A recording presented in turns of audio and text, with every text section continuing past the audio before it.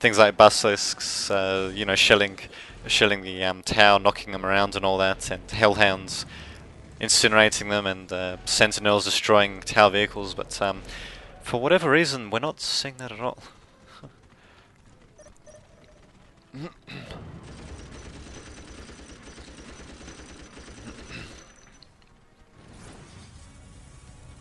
Pretty well positioned heavy weapons team there. Actually, you just noticed its long range allowed it to reach over the cliff. Yeah, this was the cliff. Yeah, reach over the cliff and scare away that lone stealth suit that was attacking it.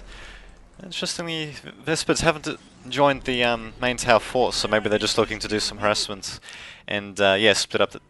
Wow, suddenly split up the Imperial Guard army. As you can see, they've just drawn them completely to the right, and Tau don't seem to be capitalising on that though. And if they're not careful, they might actually lose the Vespers Stingwing squad as well. So, okay, so it looks like we've got a priest coming out, and Imperial Guard are doing the research to do the to have the their assassin, whatever it's called, the Vindig hair assassin, come out as well. So, at the very least, when it comes to infantry, besides maybe splitting them up to chase off these Vespers, the Imperial Guard do have their basics right. So they have attached the priest to the Cassican squad, and as you can see, they've done quite a bit of damage while staying invincible for about 10 seconds or so. So just sniping off those fire warriors like there's no tomorrow. Amazingly, they only killed one. I don't know how they managed to survive that actually. And yeah, I was thinking pretty good ability going down by the Imperial Guard actually on the Barracuda. So they may have split up their forces, but at the very least it looks like they took care of the actually, did they? Oh no, they didn't. I thought they took care of the Vesper Stingwings, but it looks like they didn't. But in either case, they managed to kill off the Barracuda with just with infantry actually, which is quite something. And if they can get their troops over to the left flank, they might actually stand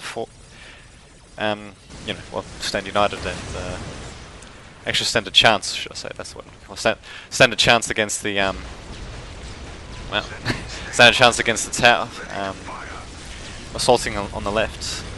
Got an interesting attack going on by the tower there. I'm not entirely sure what they were trying to do. Maybe they weren't expecting their heavy weapons team to be upgraded when they attacked with that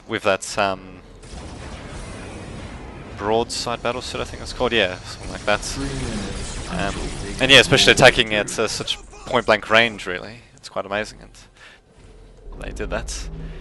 And we got another ability going down by the Imperial Guard, but unfortunately they're not really taking advantage of that. They've disabled the Barracuda, but they're not even moving their own squad, command squad, should I say, into position. So Barracuda is only disabled temporarily, and yeah, already doing damage to the listing post. So got the Imperial Guard pulling back their Cassican squad to the base. They're most likely be aiming for the right flank there, and looks like we got the tower going to tier 3 as well. So interesting what do we have going so far. So the Imperial Guard, for whatever, oh, okay, they finally created a single basilisk. So well, could have done it sooner, much sooner, especially with the amount of resources that is just holding in reserve for whatever reason. We look at the tower's resources and we see the same thing actually. So yeah, it looks like we're actually seeing some play between two relatively new people, because you really don't want to float your resources like that. To have several hundred requisition in power just sitting around not doing anything is not really a good idea. That's requisition in power that, you know, can go towards more basilisks, more troops, more sentinels, more hellhounds, more of these elite troops, more priests, more of anything really. Either side could have easily won the game by now if they yeah, if they actually spent their points rather than going for the bare minimum for whatever reason. I'm not entirely sure why they would do that. Cause, no, those points aren't going to do much good when the enemy is overrunning your base, I'll tell you that much. 1 minute until. Yeah, we finally got the Imperial Guard on the assault action. I just noticed Tau have all of the, or not all of them, but they got the majority of the critical points. I didn't notice them doing that actually. Yeah, it looks like it's going to be pretty tight though. The actually no, it's not going to be too tight. The Imperial Guard are decapturing one of the criticals, so just having a look. Yeah, so yeah, they'll be able to stop that. So. Yeah, it looks like they use the Ogrins to do that for whatever reason. And yeah, just in the nick of time, they managed to stop the countdown by the tower, and they're also on the offensive as well. Got a pretty nicely aimed and timed missile barrage going down by the tower, but unless they followed that up with, well, more than just a couple of half-strength Fire Warrior squads, they're not going to be able to do too much. Although they managed to do quite a bit of damage originally, in the original, I don't know, missile barrage, as you can say. But yeah, the Imperial Guard, they seem to be using a fraction of the resources at the very least, so yeah, they're just replenishing those squads pretty much at a thin air. I'm not entirely sure how they managed to teleport onto the battlefield like that, but well, I suppose that's just how it works. Yeah, it's kind of funny, you don't realise how strange it is to have troops just teleport out of nowhere into battle until you play a game like, I don't know, say Men of War for example. All your troops and all that, they all arrive off screen, so to speak, or rather they arrive at the edge of the screen. So if you've got troops halfway across the map under attack, you're going to have to, well, you're going to have to get new troops all the way over there. So actually makes transports and units like that pretty useful actually on larger maps. And yeah, it actually, I suppose, depending on the kind of map and all that, it actually makes having supply lines and stuff like that pretty significant consideration actually. Because yeah, usually, well, from what I can see, transports usually aren't guarded when they're behind enemy lines. All you have to do, well, it's not that simple obviously, but in Men of War, say for example, you got that massive, I don't know, I can't really think of a map at the moment.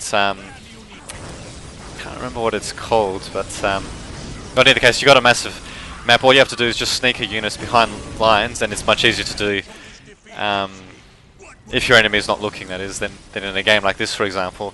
And yeah, in one single fell swoop, they can actually knock out the transport, for example. So it's not really something you'd see in this sort of a game where everything has low lethality, pretty much. Well, except maybe sniper units, maybe. But even they, maybe on the whole, have wow. Even they on the whole have low lethality. You'll just see. So it looks like Tau spent a few of the resources as well, but I don't know why they've been holding off. They must be, obviously they'd be concentrating on the battle, but all they need to do is just queue up a couple of squads, a couple of vehicles to be built out, and set the rally points near the battle lines, and that alone will allow them to do that much better than their opponents. But for whatever reason, they're just hoarding all their resources, and especially when it comes to power for the Imperial Guard, they could easily afford some vehicles, because yeah, vehicles are pretty power heavy, not so much requisition heavy, but yeah, for whatever reason we're not seeing that. I mean, especially when you see things like Tau vehicles coming forward. I mean, that Hammerhead gunship really needs either another vehicle or maybe, God forbid, a heavy weapons squad or something like that to deal with it. And finally, we have such a vehicle coming out, the Limon Rus battle tank. So it's pretty much a main battle tank coming out by the Imperial Guard. And funnily enough, with a Mars Pattern command, they can actually start building the, with the points they have right now, they can start building the Bane Blades. So. But of course they're not there. Just sending a couple of things out at the tower to do a bit of damage. Pretty significant battle taking place in the middle actually. Just seeing mostly harassment by the Ogrins there, trying to do damage against vehicles. And finally we're seeing a concerted push by the Imperial Guard, so they managed to thin out the Tau, well, just the Tau forces in general, pretty badly actually. So unless if the Tau actually spend their points, they're not going to be able to do much against the slow-moving onslaught, but we'll see what happens. bit of harassment going on. It's a bit unsuccessful by the stealth suits because they're being detected. But, actually, I don't think that's even distracted them, actually. And yeah, I think we've just seen the last, except for when it comes to hammerhead gunships, get destroyed as well. And yeah, we've got a Lemon-Bruce battle tank, I think attacking, yeah, he's taking the hammerhead gunship, but they really need to be targeting those builders, which looks like they're doing with the command squad. Oh no, they're not. I think they called upon the bombardment ability, and they just ran their own command squad into it. So yeah, we're definitely dealing with new people by the looks of it. Although they have the basics right, more or less, but when we see things like, you know, them hoarding all these resources, and Tau losing their commander in the opening minutes of the game like that, when he could be jumping around very, very easily, just a bit of macro. Yeah, it's pretty obvious that we're dealing with some new players, but seeing some pretty interesting play though. So yeah, there we go. It looks like their crisis battle suit has just bit the dust as well, so they bit of a crisis to set lace. Interesting. I wonder what the Lemon-Bruce battle tank is shooting at. He seems to be shooting at that hammerhead, but yeah, he was rather oblivious to that, so a bit of a micro error there. He only needed to maybe a single shot, maybe 2 shots would have destroyed that hammerhead pretty easily. Yeah, got some interesting okay, got an interesting comment going down there by one of the players. And for whatever reason, the tower sending in the hammerhead gunship. It's 2 hammerhead gunships alone, with not even any builders to repair them or anything for whatever reason.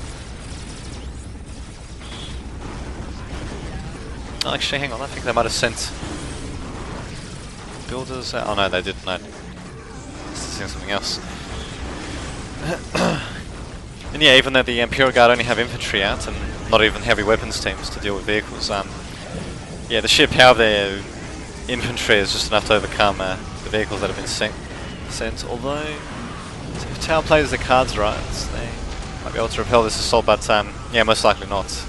Unless if they really start spending their remaining points furiously, but something tells me they're not going to do that. So yeah, that was a rather interesting game that we saw. Don't know what quite to make of it. I really wish they didn't hoard their resources like that. And yeah, it looks like the well, it's interesting. I didn't really get any victory messages or anything, but I'd say yeah, the Imperial Guard would have won that game. So yeah, an interesting game between 2 rather newish players. So yeah, hopefully next time we'll see something a bit better. So because